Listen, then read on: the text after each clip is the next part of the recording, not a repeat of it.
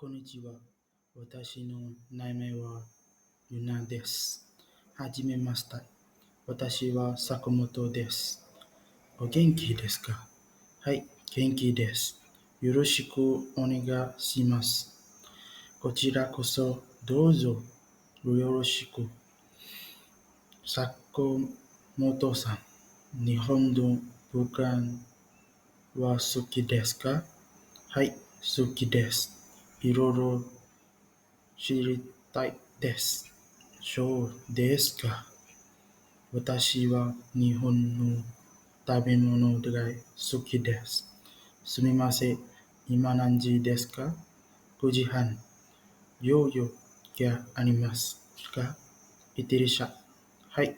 また会いましょう。行ってきます。